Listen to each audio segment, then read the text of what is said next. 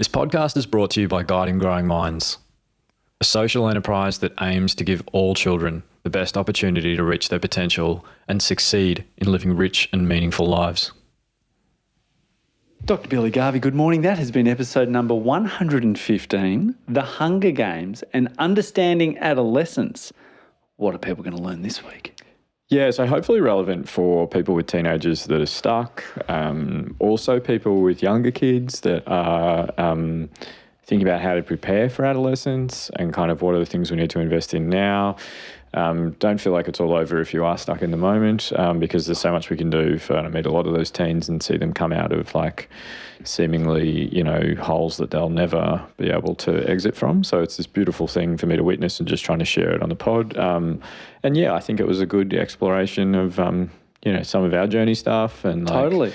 And then some of the deep theory in a practical way, hopefully. I think what's great is it's some of the tips about getting ready, and then if you're in it, how can you right the ship or, affirm what you're doing? That's the important part, and that's what we can't wait for, even in the next episode questions as well. So listen through, guys, enjoy the episode, and then make sure you send your questions through. Questions, reflections, advice, tips. Reflections, advice and tips, exactly, because I think Bill and I are both going to need it.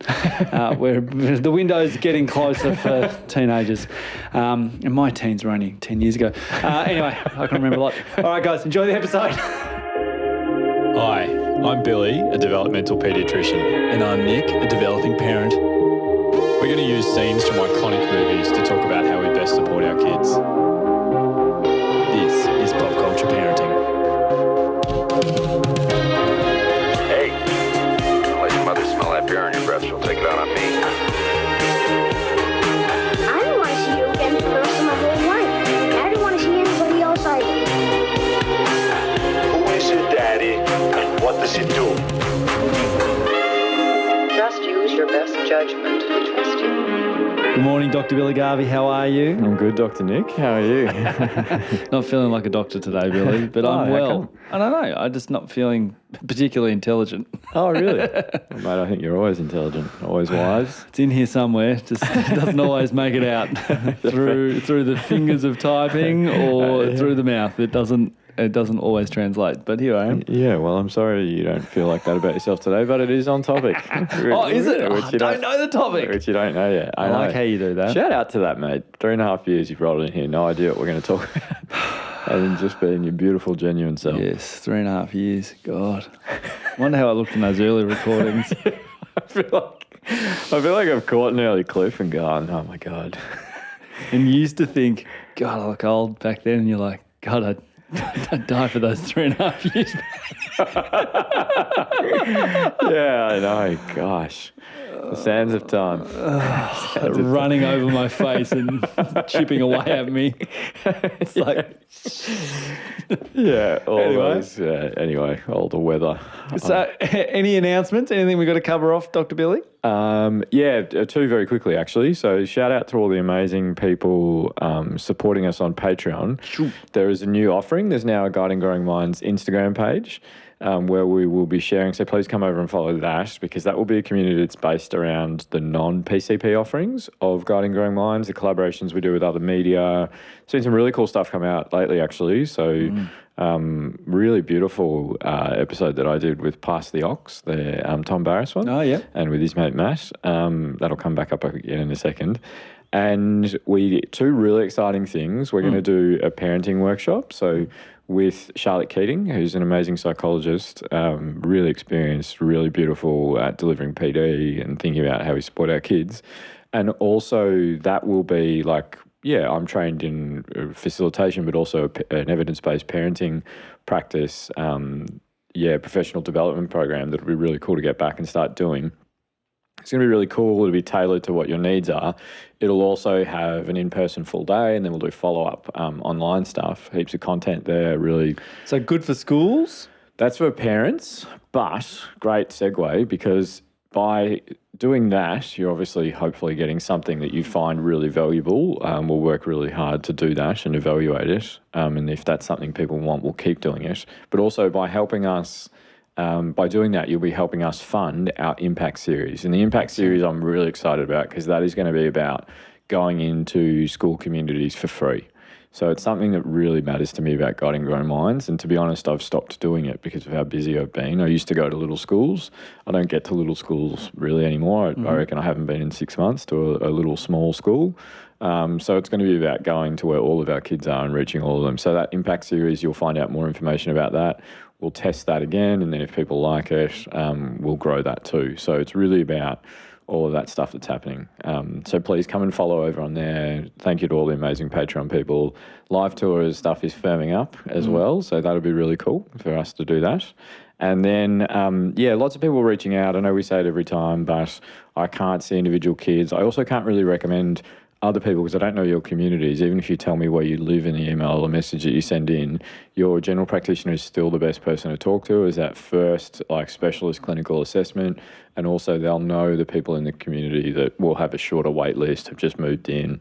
And a lot of our fellows, after we train them, move into those communities, and they're kind of the best people to go and see because they're fresh out of just soaking up all this knowledge. And you can't see people because you don't see private patients. You just support the public system. So that's why. Yeah, really long wait list. Most of the kids that I actually meet are when I'm supervising a fellow that I go in and get to meet them and say hi, which is really cool. And we'll talk about on topic some of the kids I've met this week. So those are my announcements. So thank you for reminding me because I would have forgotten, as always. No, that's what I'm here to do.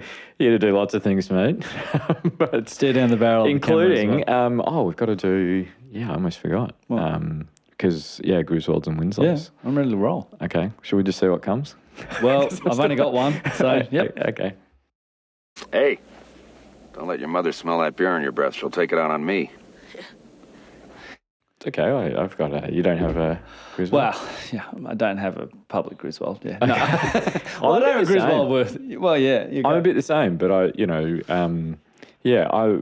felt like the survival episodes were so helpful for me because I was constantly getting pinged about these beautiful stories of honesty and vulnerability, really relatable, realistic advice. And it was kind of holding me a bit. And then they're still coming through a little bit, but I'm still in that survival mode. I've just been Evie's having a bit of a hard time, and I'm I can see that she's having a hard time. I know why she's having a hard time, and I just can't get to her.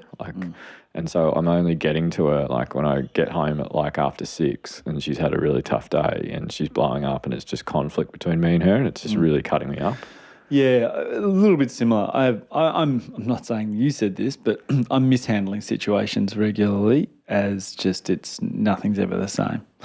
Yeah. Do you know what I mean? Yeah. Slightly mishandling situations and going, I could have done that better, but nothing like any other parent I don't think would be mate, it's not worth mentioning. They'd be I think it feels like run of the mill, trying to get better. Yeah, totally. Yeah, there's that kind howlers.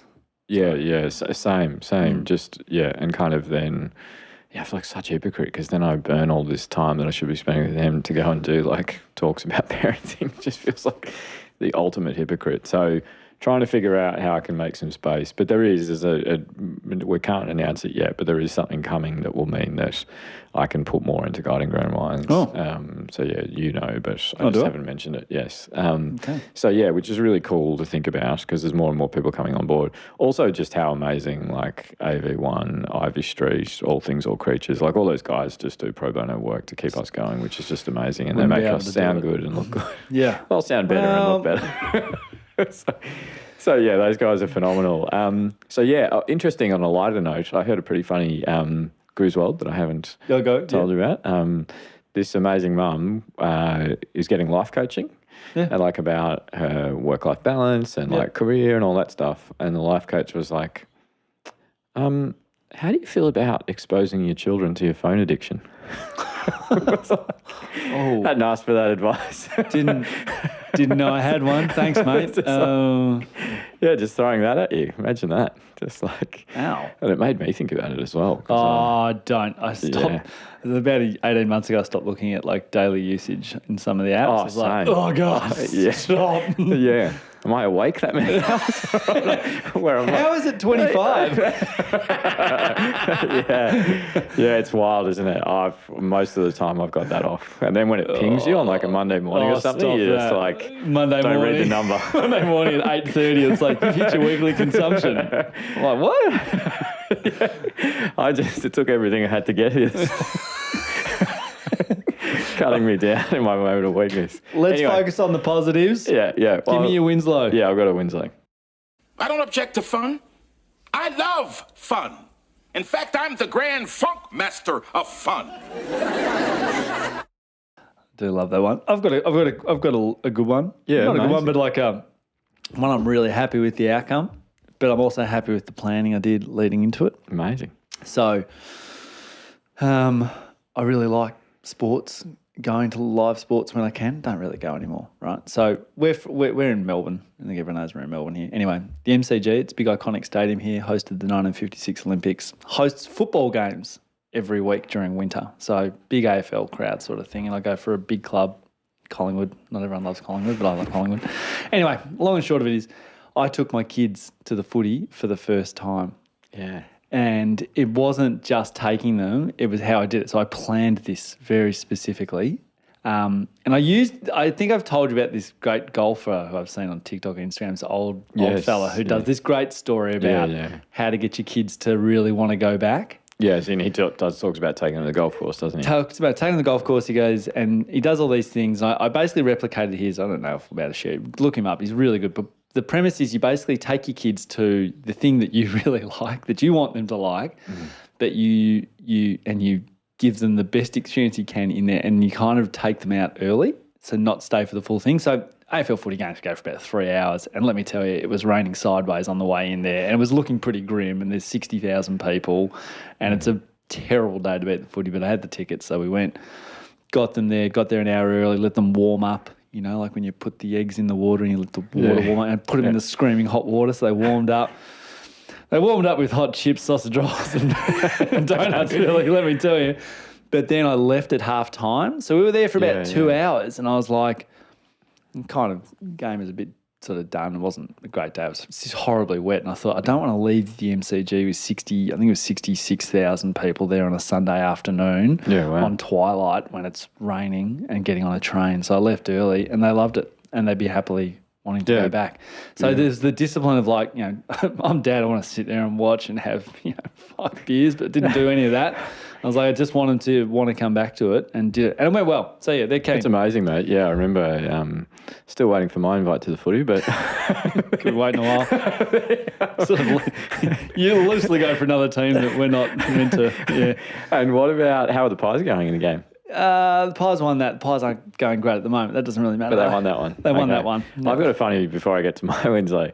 As you know, did a recent pod, the one that I was talking about past the Ox. Yeah, Tom Barris. Tom Barris and his amazing mate Matt, who do it. It's really funny. It pinged on socials that they were promoting it. I was like, oh, this is cool. And I was with Evie. And I showed Evie the photo. They're like 6'5". So how's this? Evie looks at the photo and goes, which one's your dad?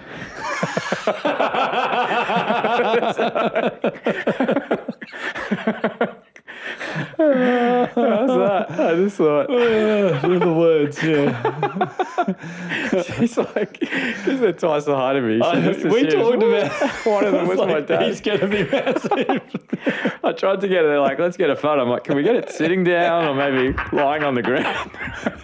2 metres apart. Doing a push-up. Can I be in the foreground? It's so big. Me on his shoulder.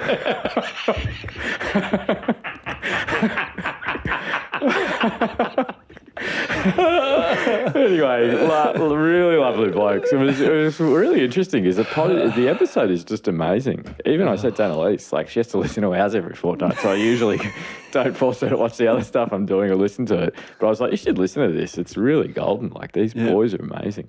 Just, young dads really caring about little kids, so it's beautiful. Yeah, cool. All right, my Winslow, and then we'll get into the topic. How cool is this? This week, I've spent a fair bit of the week with Dan Siegel.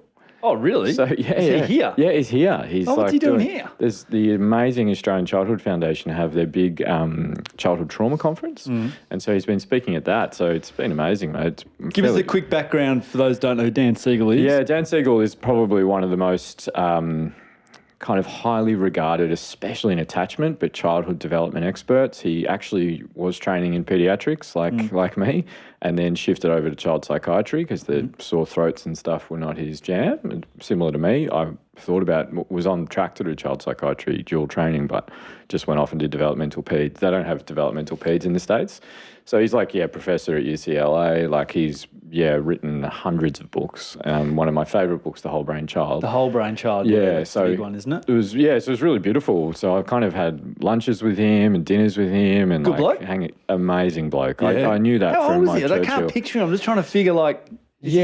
So Like, I know his exact age, but is that something you meant to? Oh, sorry, I shouldn't say that. So I'm like, I can't. I've never seen a photo of him. Don't tell me his age. Don't tell me his age. I don't know. He's been doing hikes in Victoria and all that stuff. His wife Caroline is amazing too. They've both been doing hikes and just love Australia because they come out a fair bit. This beautiful guy. Like, and how cool's this? This is a cool story. Was my Winslow.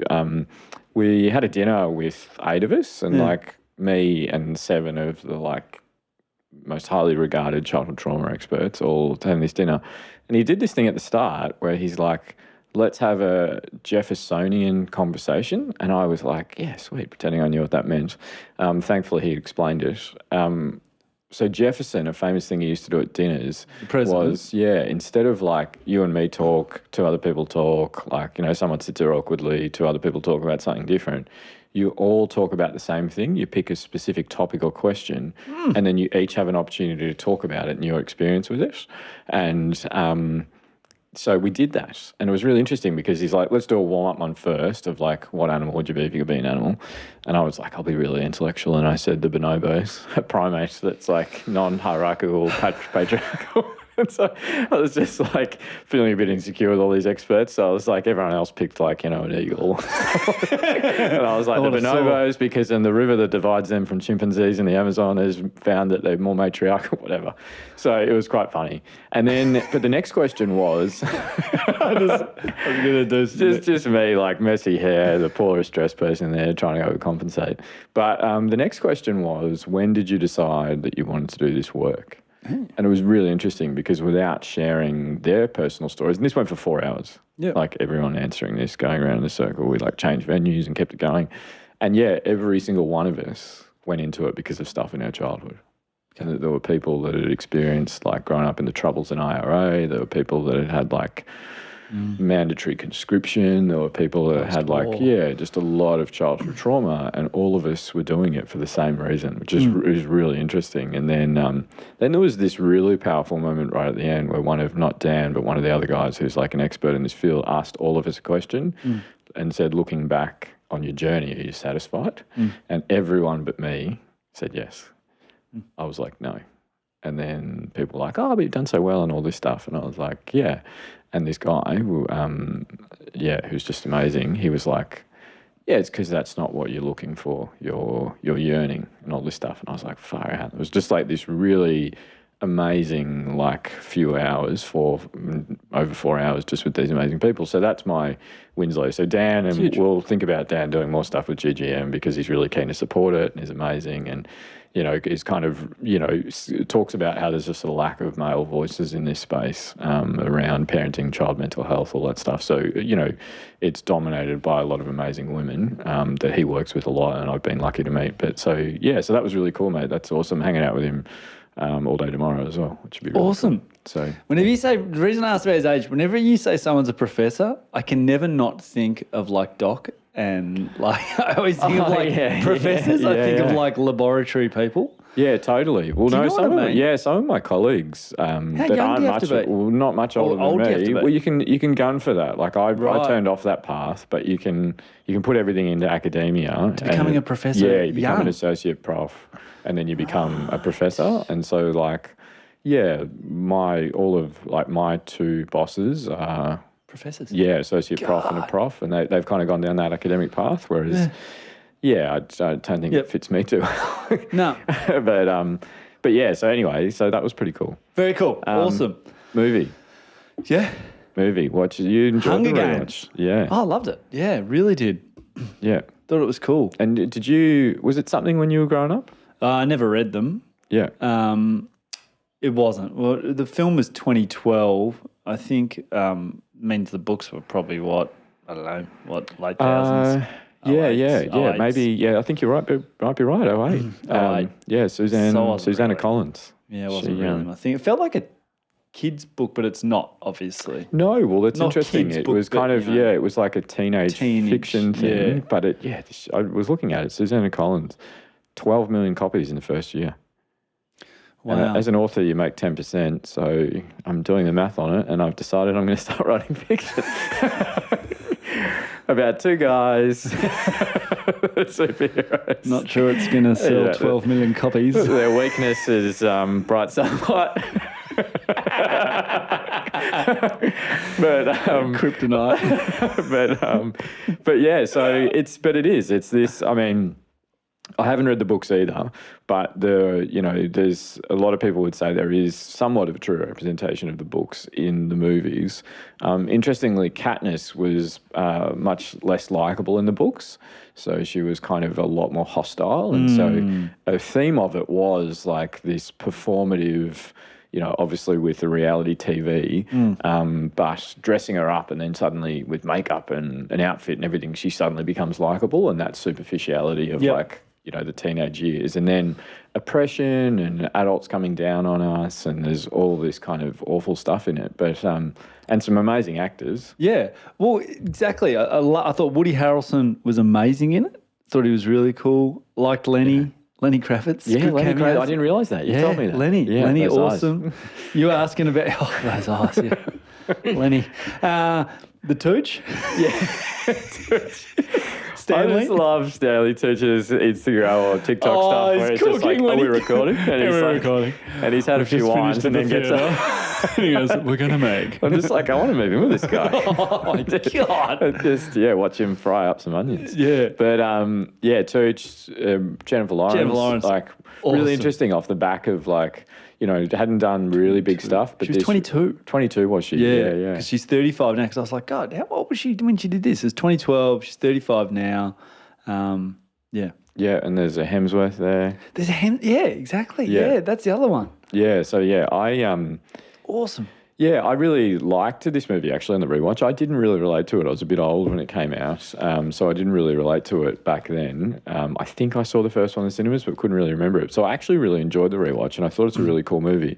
I don't know if you know some of the influences on it are interesting to think about with us on topic. No. So one of them is Battle Royale. Have you seen that movie? It's a Japanese movie that's like Quentin Tarantino says it's like one of the best movies of his lifetime. No, I haven't. So Japanese, it's really interesting. You'll obviously see the similarities. These school kids just wake up one morning in a dormitory and they all get sent onto an island. But as they're going onto the island, they open up a box and it's got a weapon in it. And for some people, it's a paperclip. For some people, it's a handgun. And then it's the last kid alive gets off the island. And so it's called Battle Royale. Amazing movie, violent, full on and all that stuff. And Hunger Games, the books even got banned. It's one of the most banned books because they were like, it's anti-religion, it's anti-family, it's too violent. It's Hunger Games it is. Yeah. When you think about like some of the themes that are in it, but it's obviously quite a violent story. And then the other one that's really cool is and Susanna Collins hasn't spoken about Battle Royale influencing her, but obviously it has because it's so similar. And Battle Royale is like Fortnite. You've never played Fortnite, have you? No. So yeah, Fortnite, which I love, and understand how addictive it is and how much it's kind of become a big thing for so many kids. That's why I including- can't play it. Yeah, it's just full. I know. I've tried a few times to get you to play video games, but you're like, it's I'll just get it's a hooked. slippery slope. So yeah, and anyway, the other one is this beautiful Greek myth that I don't know if you know about.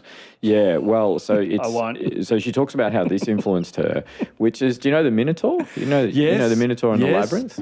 Yes. Yeah. So I think what's his name? So the story of the Minotaur is interesting. The story of the Minotaur is that King Minos sent his son off to some gladiatorial thing in Athens. He was really good, so off the back of Gladiator, thinking about this. His son was really good, and so he got murdered. So Minos goes to Athens and says, I'm going to destroy this whole city for what you've done to my son. But they make a deal, and they say, we will, every 7 years, we will give you, I think it's 7 of our young men and 7 of our young women to put into the labyrinth, and they will take them, and the Minotaur will eat them or kill them. So the same kind of thing, sacrifice of young people, sacrifice of teens into this. And an interesting way that concludes is that Theodos, I think, I always mispronounce all these things, he was the son of another guy called Aegeus. And God. he's like, I'm going to take out the Minotaur. This is not fair. This is awful what's happening to Athens. I'm going to roll in there. He says to his dad, I'm going to go in, I'll drop the black sail and put up the white sail when I return victorious. Rolls in, sneaks a sword in, sneaks a ball of wool. Yeah. Rolls in, kills the Minotaur, uses the ball of wool that he's done to find his way back out of the labyrinth. Has a fun time rolling around the sea, which hasn't been named yet, but forgets to put this white sail on. Rolls back in. His dad sees his ship with a black sail, assumes that he's dead, and throws himself into the sea, which becomes the Aegean Sea. So yeah, it's this really cool story. But that idea of like sacrificing young people, we see it in the Hunger Games, we see it in Greek mythology, we see it in Battle Royale. It's like really common, and it still occurs in a different way in our culture now. Keen to understand the topic, but I tell you, I think I've got to do a little Cliff Notebook on Greek history, because I know what the Minotaur looks like. I have no idea about all the other things you ever talk about, and you know all of it really well. I know none of it. Well, it's interesting that one of the reasons I know it is, which is going to be on topic as well, is like one of the things that I explored through my teenage years was like poetry and writing, and I wanted to do that. It's very interesting. The reason I steered away from it is because I have a younger brother who is like a genius and an exceptional writer, like could have got scholarships, like, and so I watched him, and it's going to be very much on topic. I watched him and went, yeah, cool, I'm fine. But I used to read all these like things and learn about them because which is once again will be on topic, it was an influence on me. Even when I was in like turmoil and turbulence and antisocial behaviour, that was still a prevalent part of my identity. And so, and it's influenced us culturally. Like pop culture parenting talks about movies, but what we're actually thinking about is what are our beliefs about this stuff, because they're formed by the culture that's around us. You can't ignore the culture. We think about the neurological cognitive development of all of our kids, but the environment is so influenced by our culture. You know what I mean? The way that you think about, you know, what you should be doing with your child, what it is to be a dad, you know, how to look after your own mental health, all of that is culturally influenced. And so for hundreds of thousands of years, our culture has been defining us like that. And as we understand more about the neurology of it, we can fit it quite well to it and say, this is a vulnerable period because of this, our cultural influence says that. You know, if we think about some of these big windows that occur, whether it's the toddler years, early attachment, you know, emotional regulation in primary school, you know, those are all these key things. And the topic that I want to talk about today... Give me the topic. The topic that I want to talk about today is one that's coming because we had this experience in getting feedback of you don't talk about teenagers much. Okay. So I thought it'd be really helpful for us to focus on adolescence as a window for a couple of reasons. We know there's a lot of people that listen that have adolescents or teenagers that are kind of probably feeling like this stuff is great for me to reflect back on, but it's not that helpful with my teens. And I meet teens every single day, like the toughest probably 5 patients that I'm, you know, challenged by, trying to support, working really hard with this week were probably all teenagers.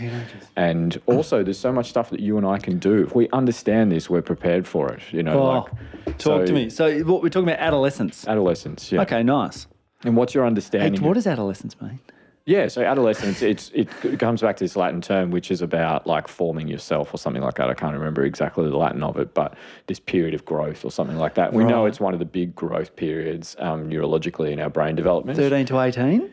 So really good question. WHO would say 10 to 19. 10 to 19 Other people would say it's when puberty starts. He's an adolescent. Puberty starts for girls 10 to 11, for boys 11 to 12. That kind of first sign, breast budding in girls, testicular growth in boys, that's when we know the hormones have been kicking before that.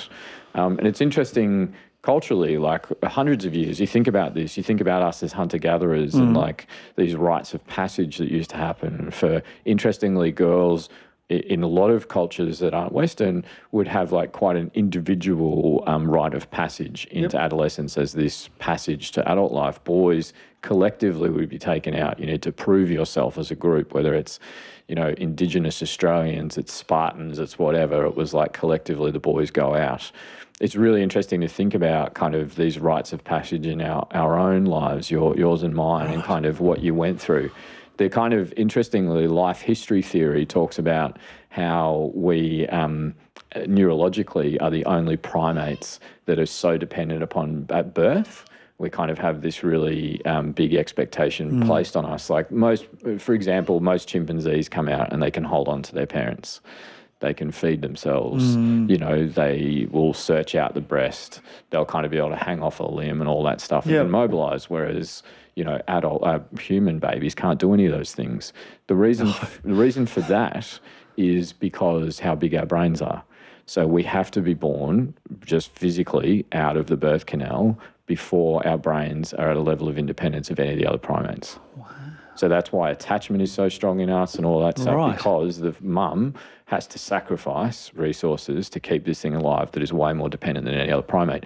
The reason that we also have the longest period of adult maturity, including procreation and breeding, and that is because we need a huge window of learning.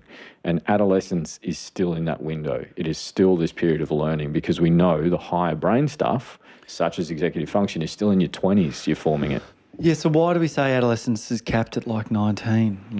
It's a great point because it shouldn't be. Like we know that. So, for example, the peak of mental illness in life is in adolescence and early adult life. Why? Because you're dealing with so much. Yeah. You don't have the skills. You're dealing with so much. You don't have the skills. There is hormones. We'll talk about it in a second. There's a really big thing that happens developmentally in the adolescent life.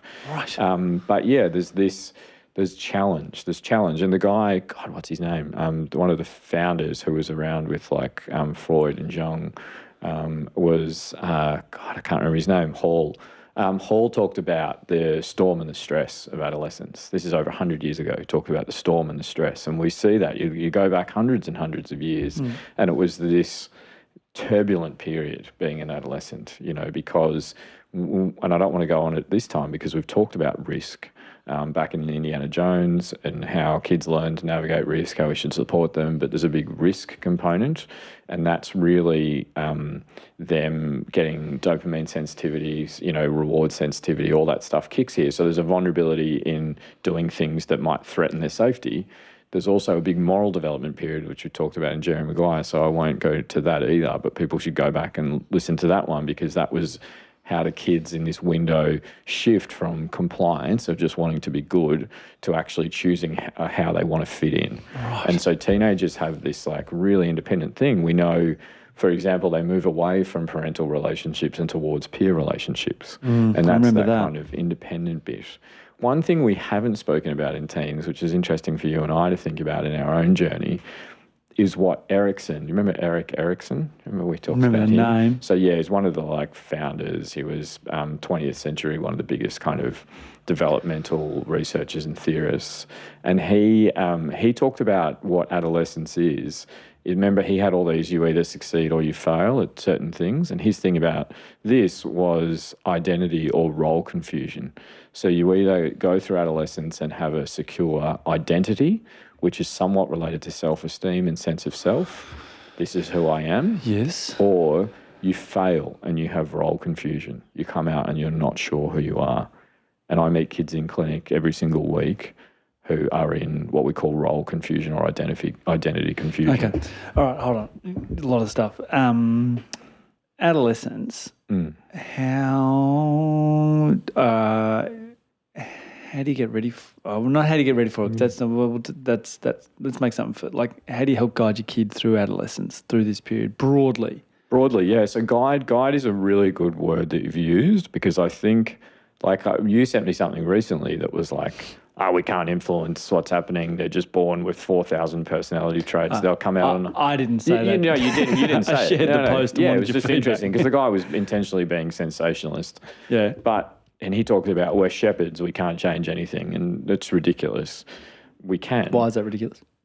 because we know from understanding attachment and temperament, we actually can meet our kids' needs and have a huge impact on their trajectory, how well they function, how well they feel about themselves. We teach them skill sets. That's like saying a kid will either know how to ride a bike or they won't. They're born with the ability to ride a bike or not. And just, if they decide to pick up a bike and figure it out, great. If they don't, they just didn't have that trait, which is stupid. It's like, trait, right? Yeah, well, that's the whole thing. Our brains keep wiring. Interestingly, do you know grey matter, white matter? Have you heard about that stuff before? In the brain? Yeah. So grey matter is the cells that do all the stuff. So they process, they do the calculation, they do the algebra. White matter is the stuff that shoots the signals from cell to cell. And interestingly, the grey matter peaks at about 8, 9 years of age. So, and then adolescence is about pruning it all and going, this is the stuff I don't need, this is the stuff I do need. It makes your pathways more efficient. White matter, the stuff that sends it around, peaks at 45 and starts dropping off. Feeling pretty attacked right now, Billy. So it's downhill. Next year, well, mate, when you're at a peak of you, it's you've got a lot of hill to go down. If this is peak. Don't worry, not peak athletically though. And that was 20 years ago. You're the sharpest guy I know, and you're getting fitter every day, mate. But so anyway, where was I going with that? Come on. So there is so much we can do for adolescents to prepare them. And also I worry sometimes that people with an adolescent who's stuck, they're like, man, I've stuffed it up because I didn't prepare them for this. I want to do the prepare bit, right? Yeah. But I reckon I could ask you now, tell and it'll go through one ear and out the other, and then 7 tell me, years. mate, you're beautiful at doing What I'm saying is, for those people who have a teen right now and they're like, I'm finding it tough, and I hear it. I've got, I don't know, like everyone, I've got friends and family who have kids in their teens, blah, blah, blah.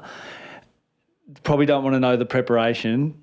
What can they do now, like, to help? Like, where would you start if things have run off the rails? There's heavy risk-taking, or they're not listening, they're not really engaging with you, they're not talking to you. Do you just let that run a course, or can you actually do stuff about it? You can do both.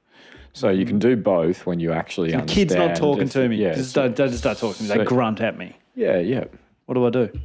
So what do you do because you do this, what do you do if one of your daughters does that?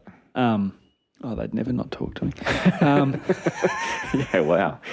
God. I'm joking. Clearly joking. Yeah, I haven't heard a call out for me since you know what I think about? I think about that good, sorry, get off topic, that good Tina Fey skit where she's like, when you're having a teenager's like wanting to date someone in the office, you walk up and you're like, hey, we're gonna probably grab a meal later at the dinner table if you want to join, but if you don't want to, it's totally fine too. And you walk away, and I'm like, is that what it's like with your teenager? Mate, you just described our mealtime every night. You're like, hey, we have a 4-year-old. We're going for a drink later. It's like, yeah, no, okay. So create enough space for them if they want to come into it. If they want to come into it, yeah. And what else do you do? If you come home and that happens, kid doesn't want to talk to you. Yeah.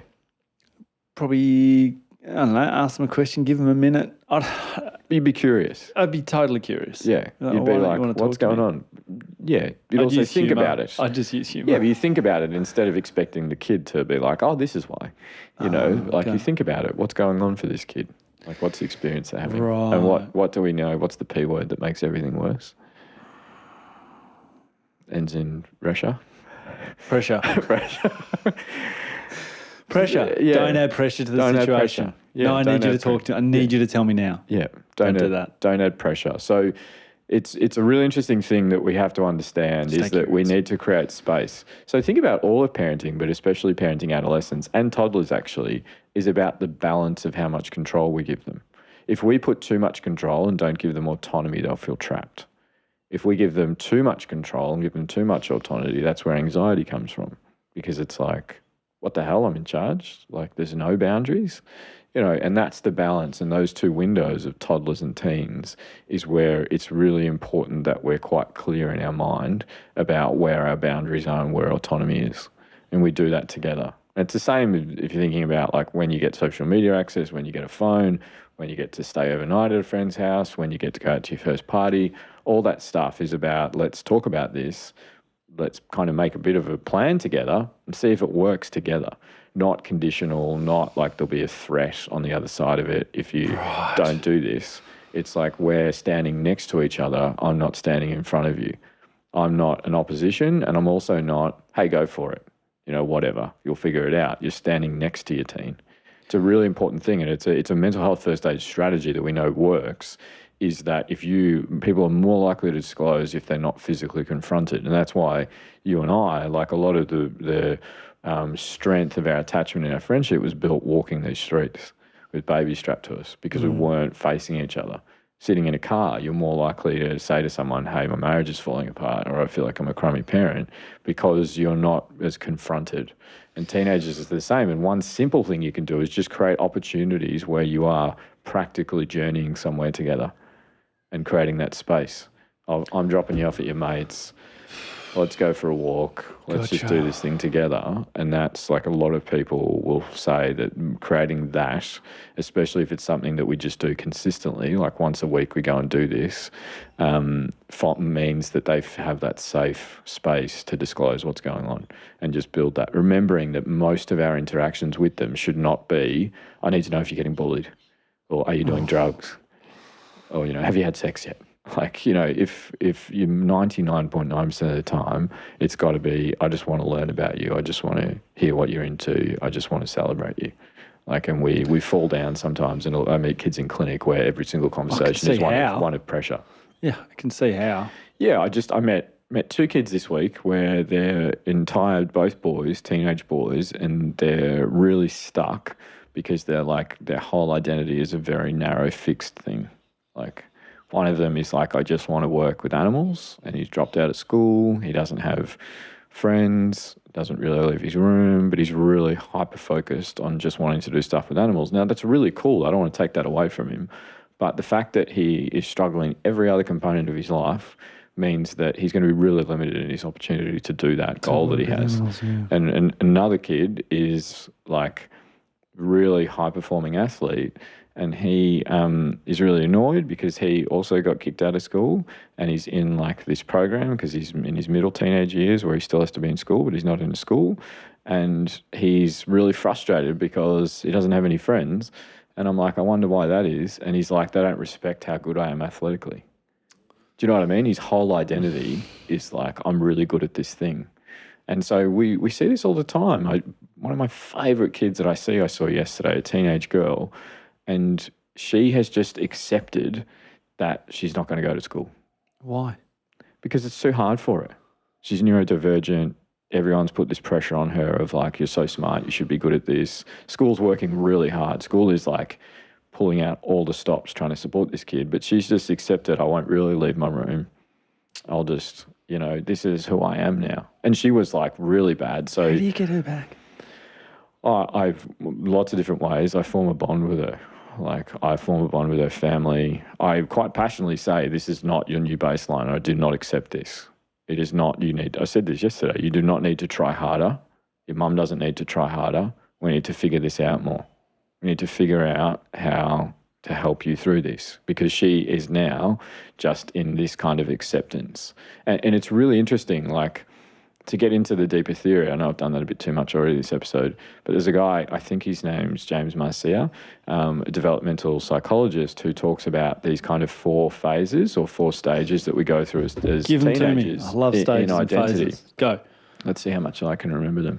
So the first one is diffusion, or another way of thinking about it is confusion. So, and most kids, when they enter what are they teenage confused years, about? who they are, their identity. And most kids, when you ask them, like, you don't, but if you said in a way that is actually practical, you know, have you thought about who you want to be? They'll be like, I haven't thought about it. So they're just, you know what I mean? If you asked our kids now, they'd be like, what are you talking about? And often kids in early adolescence, some of the statistics would say the majority of them do not think about that. And adolescence, interestingly, is this period of what we call metacognition. Metacognition is you think about your thoughts. And that's when they start. Interestingly, emotionally, adolescence is also when they can have layers of emotions going on. So I feel guilty that I'm angry at the moment. Do you know what I mean? As opposed to just feeling angry or feeling guilty. Adolescence is this period where, because of the pruning that happens in their brain, they can take in multiple bits of information. They can have abstract reasoning and thinking. Piaget talks about this as like, where do they sit in their ability to appraise things where they don't have all the information. Young kids are not good at that. They're quite set in like, no, this is how it's always been. That's how it'll always be. Where adolescents learn it might be different. And that idea of might be different is something they need to progress through to form their identity. The second one that he talks about is foreclosure. And I experienced this from a lot of people telling me I was never going to amount to anything, where the risk is that I just accepted that and said, that's my fate. And a lot of the kids I meet in clinic, like that girl, and like a lot of the teens that I meet that aren't attending school, they've just accepted that as my fate. There's nothing I can do to change my identity. Hopelessness. Hopelessness, yeah. You think about hopelessness and like a lot of the research in that phase. The third one is what's called moratorium, and moratorium can be tricky. It can also be a really helpful time, which is probably a good thing for a lot of listeners of teens that are struggling at the moment. Moratorium is like indecision. It's like we're putting a pause on making a call on this stuff. A lot of kids get stuck there where they know about it, they're thinking about it, so they're not in that confusion phase. They haven't kind of set and said, this is done. I won't have an influence on who I'm going to be. But they're kind of like, I'm not thinking about it at the moment, but I'm aware of that. And moratorium can actually be a really healthy phase that we need to give our kids to go through. And I was very lucky that I was brought up in a home where it was like, you can be whoever you want to be. And it's a really important thing because I meet kids in clinic, and a lot of even the survival episode, we had dozens of emails. My parents told me I had to be this. I had to go to university. I had to be a lawyer. I had to be that. And it was only in my 30s and 40s that I realised that's not who I was. We've got to make sure we don't do that to our kids. We don't say, well, because you're going to be really financially insecure if you don't go to university, if you don't finish school. Because the identity confusion, teenagers and adults who have identity confusion are more likely to have internalizing behaviors, anxiety, depression, all those things, externalizing behaviors, aggression, violence, antisocial stuff, more likely to have unhealthy drug use, more likely to have mental illness, all that stuff. That identity confusion is really showing us that the kids that don't succeed in going through this window are really high risk for all the stuff we're trying to avoid, which is way more important than whether they go to university or not. Do you know what I mean? Like, it's a really important thing. So that moratorium, but it also, is a really safe space for them to just explore. And I don't know about you, I tested out heaps of different identities as a teenager. Do you think back to that? Like I was testing out, like surfing and skateboarding and snowboarding was a big window for me, and trying to fit into that clique or the bigger group. I went through a bit crazily where I was like really into cars. Really? And I'm just like, I hate cars now. Yeah, you started liked cars actually for a bit there. Yeah, do you remember that Holden? Like Holden, this is particular HSVs, to, where it was all the Commodores, the, Club the Sports. kits and stuff. Yeah, I did. Yeah, Walkinshaw. Yeah. So that was you testing that. Do you know what I mean? Right. And so that's what teens do, is they test who am I. Okay, God. And so you have to create the space for that, including them playing up. I feel like I was so boring as a teen. Oh, mate, you're making up for it now. Yeah, with the cardigans. No, I was just like so. Yeah, really? Yeah, I don't reckon I was challenging to parent either. No, that's... I'm not sorry. I'm not saying I'm perfect. I was just like... Your mum does listen. No, like I was just so like, I was pretty obedient. Do you know what I mean? Yeah, okay. Do any risk taking? Did you play up? Yeah. But like it wasn't super risky. Yeah. I used to be able to pull back from that sort of stuff. Yeah. It's interesting. Do you know one of the things about a healthy... So you want to get to the point where you are confident in your identity. That's the fourth bit where you're like... So it's about exploration and commitment. So you explore and then you commit. You go, I'm someone who really cares about people. I'm someone who's really into footy. I'm someone who wants to go on and do a profession that involves maths. So... You're like, I've explored and that's where I've gotten to the commitment phase. And that's what we want kids to get to. We don't want them to commit too early either. They've got to be able to critically analyse it and be like, actually, maybe this isn't for me. Like, the two boys that I spoke about, they're stuck. They need to have the ability to say, what if this is different? And anyone who like aggressively defends, no, I'm definitely going to work with animals, is showing that they're too much in the commitment phase and they've lost the exploration component. But interestingly for you, I wonder if, the evidence shows that one of the best parenting things is teenagers that can challenge the parental voice in the home. Oh, yeah. No. But kids learn that now. Our kids are learning that now, that they can challenge us. But you want them to? Yes. Yes, you That's want them a healthy to. thing Healthy that a lot thing. of teenagers, the reason they're not talking to anyone, So they don't feel like they can challenge. they don't feel like they can challenge it. Too tight. Well, you're not going to let me say what I want anyway. You're going to tell me I'm wrong. You're going to tell me I'm being silly. So what's the point? And I meet kids in clinic every week that do that. One of the kids that I'm the most worried about at the moment is a girl that's like that, where she just does not talk. She's spoken once to me in years, and she was screamed at by her parent and has never spoken again. When she spoke to you? Yeah. What? And then she apologised when Mum left the room. Right. Okay. She was like, I shouldn't have spoken. I've never heard from her again. I spoke to her for 5 minutes then. She just refuses to talk now. She's a teenager and she's stuck, and the parents dealing with their own mental illness and they had an awful childhood and all that stuff. But that parent is like, no, I'm the parent. She should listen to me. She should tell me what she's thinking. She should tell me what she's doing all the time. And that's really hard. And that's something you and I really want to avoid. How do we make sure we don't get stuck like that? Because that parent loves their kid. They're just exerting a lot of control. They're trying to put more pressure in. They're trying to put more control on a kid that needs space to explore who they are.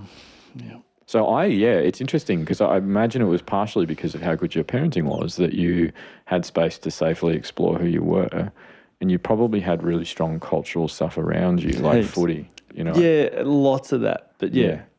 So it's interesting. It goes right back to you taking the girls to the footy. Yeah. Like that's you saying this is part of my identity and celebrating it. Okay. Yeah. And you're not saying you have to be into footy. You're just giving them the chance to see what it means to you, and that will help them explore their own identity when they're in the teenage years. Yep. And also, I think just being like the fifth kid, so it's like a bit of a goat track. Yeah. Do you know what I mean? Definitely. I think you mean it in a healthy way. Like we know there's lots of people, siblings who are overshadowed by, my kid is adored, or younger kids actually. I meet this really cool 2 kids. Yeah, totally. I know all of your siblings are in the shadow. I was the baby. But it's interesting because some siblings that are older will look at a high-performing younger kid and really have an identity crisis of like, that kid is praised by the teachers. That kid's able to swim better than me, run faster than me, has more friends, is less anxious in new environments. And if you're like that, you've got to be careful that you're not like, look how good your sister is. You also have to protect the younger kid as well and not being like, we're just ignoring you because you're coasting. Like... I don't think I created any of those problems for my older siblings, and I think they'd tell you that too. They'd be like, no, I didn't really. Who? Nick. Oh, Nick. Oh, yeah, Nick. Yeah. Nick, the last one. This one.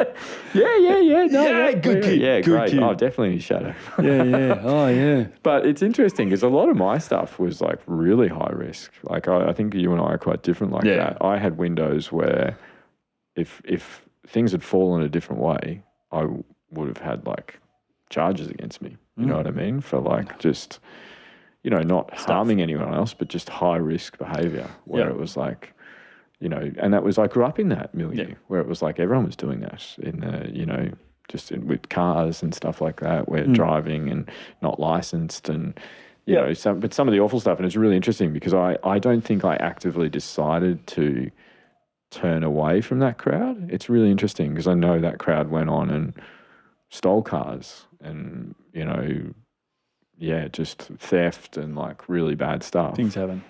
But I don't think I actively went, nah, I'm not crossing that line. I think I almost, and a lot of identity is subconscious.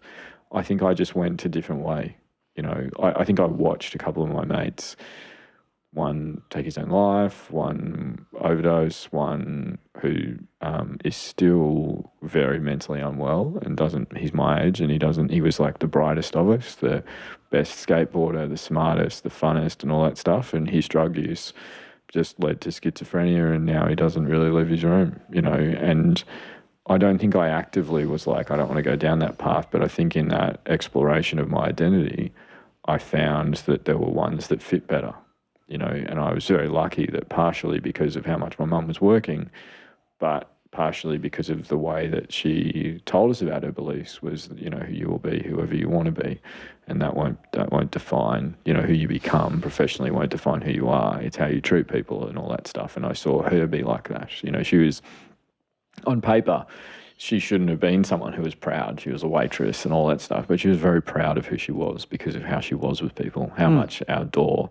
I talk about your home is like this. Your home is an open door. Like I sit and have, you know, a beer at the front of your house and 10 people will walk past who want to say hi and come in, you know. And so you've done that for your girls, and you'll create that opportunity for them as teenagers to explore lots of different options and feel safe. And that's really what it's about. How do we do that? Because it doesn't happen. These kids in the Hunger Game, it's the extreme of it where it's like the society says you have to do this. I mean, they force them to all battle against each other. But in a much more subtle way, we do kind of set adolescents up to fail by saying, this is the world, you got to be tough, you got to go out and face it, you got to make money, you got to do this, you got to do that. And if the kid is like, that's not who I want to be, or actually I want to explore who I am myself more, you know, we set them up to go into that Hunger Games kind of environment without the tools to actually succeed. I'm curious about what scene you're going to be using here. It's probably good timing. So scene, Peter. You know, all the names. Peter, because it's Peeta. Oh, yeah. Peter. I misspelled Katniss when I texted you, by the way. Oh, did you? I didn't catch it. Mate. You wouldn't believe it's wildly different. Yeah, thank God for autocorrect. Because my spelling is awful as well. So the scene is that, for people who don't know, every district, there's 13 is the reveal. So sorry if you haven't watched them all yet, but 12, there's a 13th, but it's hidden. I'm going to watch all of the next ones. Yeah, so the capital says that they destroyed District 13 in the war. And this is punishment of the uprising of the rebels, is that every year for 75 years, of 74 in the first movie, they have to pick a boy and a girl from every district. Katniss, Jennifer Lawrence's character, her little sister gets picked out of a hat as the girl, and she volunteers as tribute in this famous scene where she volunteers because she doesn't want her sister to go. And then Peter is the boy that's picked, and he's like the baker's son.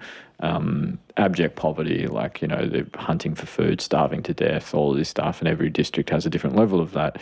But they have been picked, and so they're talking the night before they go in to the Hunger Games, and that's the scene. Just like the battlefield. Yeah, so this is, you know, two kids that are reflecting on what's about to happen and all of the things they've been forced to do, like a lot of teenagers. Let's listen to the scene. Do it.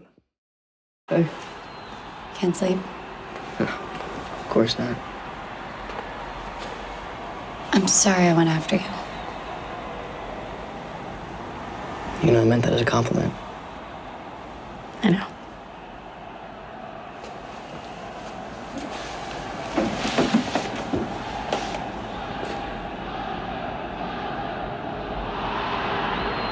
Listen to them.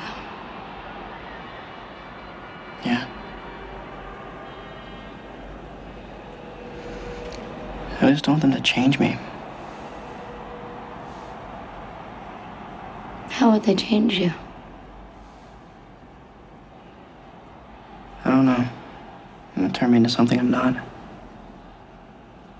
I just don't want to be another piece in their game, you know? You mean you won't kill anyone? No. I mean, you know, I'm sure I would, just like anybody else when the time came, but yeah, I just keep wishing I could think of a way to show them that they don't own me. You know, if I'm gonna die, I want to still be me.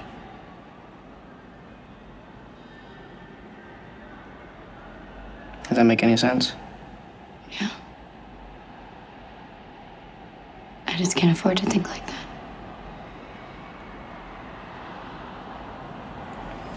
I'm my sister. Yeah, I know.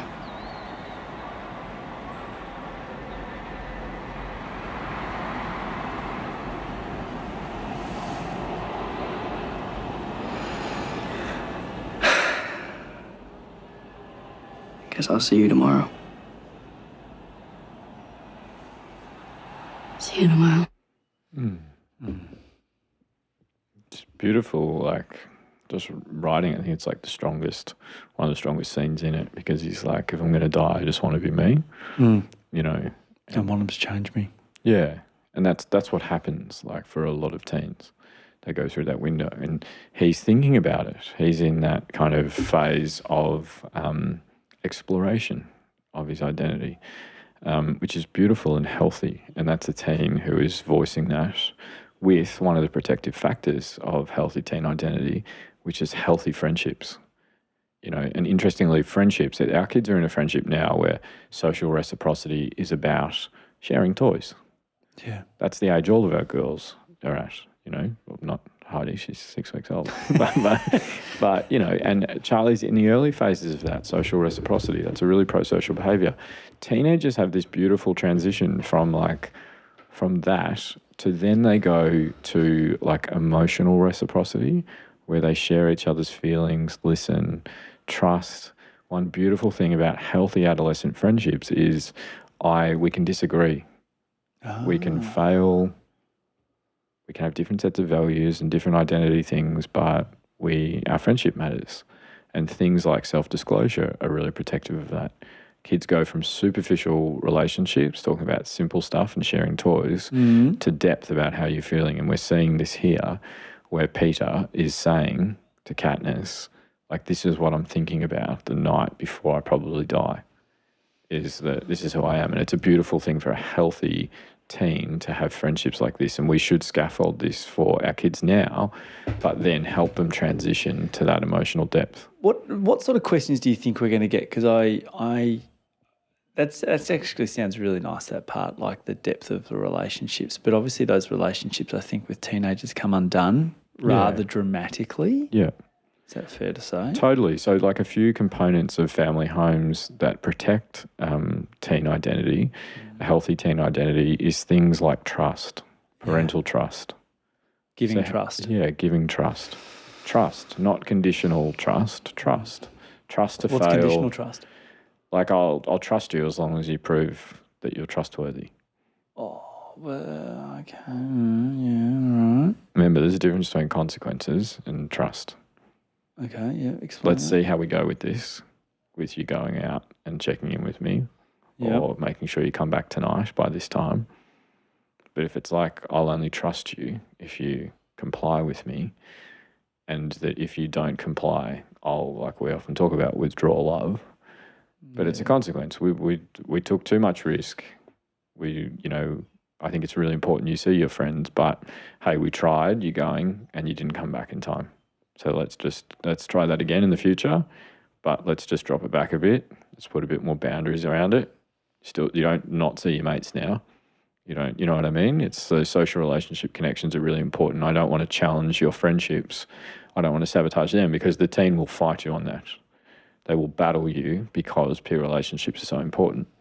Oh, we're going to get questions around the right friends and all that jazz as well. And and I had lots of bad friends, but my mum created space for that.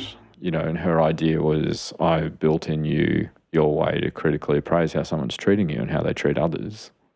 That still stands with me today. I'm quite good, I think, at being like, well, that person's nice to me, but they weren't nice to the person that just came and brought our coffee.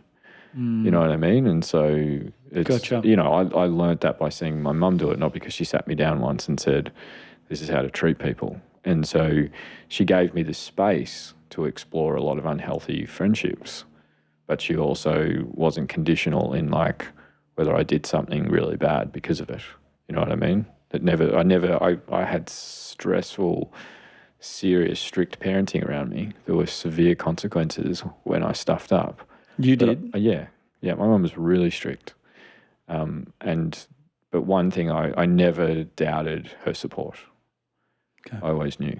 Do you know what I mean? And it was like a failure together, like emotionally. And that's the thing. One of the trust, household conflict is a really negative thing for teen identity. So the data shows that houses where there's lots of conflict So that kind of idea of safety and how well we communicate. And then the other big one is emotional connection. Emotional connection to our teens is something we should try and invest in every single day. And that's attachment. Yeah, beautiful. That's attachment. But it's also just like, I try every single time, and it's very easy with you. I try to emotionally connect with you every time I see you. Okay. That's the strength of our friendship. You know what I mean? I roll in here, you're already in the room. I've just come back from running Melfi, and I'm like exhausted and tired and feeling guilty because I've woken up the kids to do this and all this stuff. But I'm like, hey mate, how you going? And I'm genuinely really excited to see you. You know, like, and that emotional connection of just genuinely enjoying seeing you, being in your company, like that's the really important bit, especially with teens, because when there's pressure and monitoring and I'm worried you're doing this. So yeah, I guess what I would like is if I'd really love people to send in questions where they feel stuck with their teen. Yeah. Also like how to, you know, worries about setting them up for success, you know, in the younger kids, teens where they feel like they're balancing on the precipice right now or they're really in a bad spot and they don't know how to get out of it. I think also I want to hear about how our teenage journeys have influenced who we are and how we parent. That'd be a really cool thing for people to send in and reflect on, because I don't want it to just be about me as much as I do make it just about me. And also all the amazing professionals, educators, clinicians, family service workers, child protection. Please send in like how your stories of how you supported some of the most vulnerable teens. Love and, it. That's the good stuff. The pathways out that you've found. So, okay, awesome. That's good, Billy. Oh, I don't want to say it's going to be a 3-part. It's going to be a lot of... I think the scheduling, I don't know what the topics are for the rest of the year, but I think the scheduling means it's a 2-parter. Okay, 2-parter. All right, this is good stuff, Billy. Thanks for that, guys. Make sure you follow us on Instagram to participate in the short poll question. So if you don't want to write a long email, you can sort of ask us a question via the polls that come out. So follow the stories there. If you do have a longer form question, you have longer form suggestions, as Billy's just run over, just go via email. That's the best one, popcultureparenting@gmail.com. Yep. Pick those up there. Billy. We also, just because I should have said it earlier, but very much looking forward to being in the States. So there'll be more information about that on probably my Instagram. So check out there, but looking in just under a month, I think. So really excited to be over there. We'll be in LA and New York. So I would love to see some PCP crew. We. Mate, if we get a big enough media, we're still waiting for Kristen and Dax to come back, but I'm sure they're somewhere. I'm sure they're just making sure the reply is perfect. They just keep drafting it. Worried. It's okay. Sorry, guys. It doesn't have to be perfect response. Perfect, mate. Just flick it over. Exchange numbers. I'll call. Don't be intimidated by it. Awesome. Beautiful. Thanks, Billy. Thanks, mate. Hey, don't let your mother smell that beer on your breath. She'll take it out on me. I don't want to see you again for the rest of my whole life. I don't want to see anybody else either. Who is your daddy and what does he do? Just use your best judgment. We trust you.